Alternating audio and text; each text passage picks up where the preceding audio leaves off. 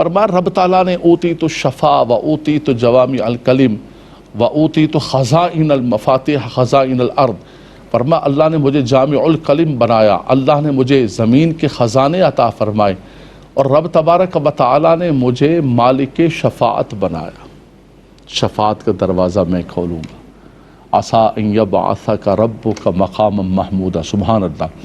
تو یہ رب تبارک و تعالیٰ کی نعمتوں کا تسلسل تھا، وَأَمَّا بِنِعْمَتِ رَبِّكَ فَحَدِّث کے اندر ذکر کیا گیا۔ ساتھ ہی فرمایا کہ اے حبیب الم نشرح لک صدرک، حمزہ استفہام کا ہے، لم نشرح، الم نشرح، کیا ہم نے آپ کے لیے آپ کے سینے کو نہیں کھول دیا؟ وَوَضَعْنَا عَنْكَ وِزْرَكَ، اللہ اکبر، الَّذِي أَنْقَضَ ظَهْرَكَ، حبیب اور ہم نے اس بوجھ کو آپ کی پیٹھ سے نہیں ہٹا دیا کہ جو مشقت کی وجہ سے، بار گرہ کی وجہ سے آپ کی پیٹھ جو ہے وہ جھک رہی تھی اور آپ کی پیٹھ جو ہے وہ ٹوٹ رہی تھی، تکلیف میں تھے، اب ہم نے اس مشقت کو، تکلیف کو آپ کے لیے دور کر دیا۔ تو یہ بھی رب تبارک و تعالیٰ نے حضور علیہ السلام کو ایک اعزاز عطا فرمایا، فرمایا ہم نے آپ کے لیے آپ کے صدر کو، سینے کو کھول دیا۔ دیکھیں سینے کے کشادہ کرنے کے دو معنی ہوتے ہیں، ایک تو روحانی اعتبار سے فرمایا کہ ہم نے آپ کے سینے کو کشادہ کر دیا، جو غم تھے، جو ہم تھے، جو تکالیف تھی، جو مشکلات تھی، ان کو دور فرما دیا۔ اور ایک فزیکل طور پر بھی کہتے ہیں سینہ کھول دینا، سر کھول دینا، مراد یہ ہے کہ شق صدر فرمایا۔ آقا دو جہاں صلی اللہ علیہ وسلم کہ کئی مرتبہ شق صدر ہوئے، کئی مرتبہ آپ کا شق صدر کیا گیا۔ بچپن کے اندر بھی جس وقت آپ دیہات کے اندر، گاؤں کے اندر، حضرت حلیمہ سعدیہ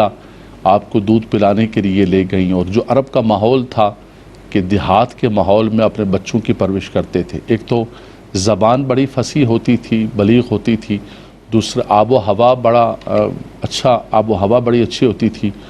اور تیسرا یہ ہے کہ خالص دودھ وہاں میسر ہوتا تھا، ہر چیز میسر ہوتی تھی وہاں پر خالص۔ تو اس اعتبار سے اپنے بچوں کی پرورش کے لیے اور گروتھ کے لیے دیہات کا انتخاب کیا جاتا تھا۔ تو حضور صلی اللہ علیہ وسلم فرماتے ہیں کہ میں دیہات کے اندر تھا، اور وہاں پر میں اپنے جو ان کے حضرت حلیمہ سعدیہ کے بچے تھے، جو ان کے بھائی تھے، ان کے ساتھ میں بکریاں چرا رہا تھا، تو اچانک جو ہے دو سفید پرندوں کی طرح دو لوگ آئے، اور انہوں نے آ کر مجھے لٹایا، اور لٹا کر میرے سینے کو کھولا، اور اس کے بعد میرے دل کو نکالا اور صاف کر کے دوبارہ رکھا۔ کئی مرتبہ یہ شق صدر ہوا۔ دوسرا جو معراج کی رات حضور علیہ السلام اپنی چچا زاد ام ہانی کے گھر پہ آرام فرما رہے تھے، اور وہاں سے آپ کو حتیم کعبہ میں لایا گیا، اور وہاں پر فرشتوں نے آپ کا شق صدر فرمایا، اور آپ کا دل نکال کر اور اس کو زمزم سے دھویا، اور دھو کے اور پھر اللہ تبارک و تعالیٰ کی بارگاہ کے اندر پہلے انبیاء کرام کی امامت فرمائی، اور اس کے بعد رب تبارک و تعالیٰ کی بارگاہ کے اندر آپ کی حاضری ہوئی۔ تو اس کے علاوہ بھی مفسرین کرام نے، لیکن یہ دو مشہور واقعات ہیں جو آپ کا شق صدر فرمایا گیا۔ تو ایک ہوتا ہے روحانی اعتبار سے شرح صدر کا ہونا، جیسے قرآن مجید فرقان حمید میں رب تعالیٰ نے فرمایا فَمَن يُرِدِ اللَّهُ أَن يَهْدِيَهُ يَشْرَحْ صَدْرَهُ لِلْإِسْلَامِ، سبحان اللہ، فرمایا کہ پس جس کو اللہ تبارک و تعالیٰ ہدایت دینے کا ارادہ فرماتا ہے تو اس کا سینہ اسلام کے لیے کھول دیتا ہے، اور اس کے سینے کو کشادہ کر دیتا ہے۔ کہتے ہیں یار کشادہ دل انسان ہے، یہ کشادہ پیشانی ہے، اور کشادہ ہاتھ ہے، بخیل نہیں ہے، شوم نہیں ہے، اللہ نے اس کو بڑا سخی بنایا ہے۔ تو فرمایا اس کا دل اسلام کے نور کے لیے کھل گیا، اور ایک فزیکل طور پر بھی اور روحانیت کے اعتبار سے بھی آپ دیکھیں کہ آقا دو جہاں صلی اللہ تعالیٰ علیہ وسلم کے سینے کو رب تبارک و تعالیٰ نے علم و معرفت سے بھر دیا، حکمت سے بھر دیا۔ وَمَن يُؤْتَ الْحِكْمَةَ فَقَدْ أُوتِيَ خَيْرًا كَثِيرًا، فرمایا جسے حکمت دی گئی اسے خیر کثیر دی گئی۔ اِنَّا آتَيْنَاكَ الْكَوْثَرَ، بے شک ہم نے آپ کو خیر کثیر عطا فرمائی۔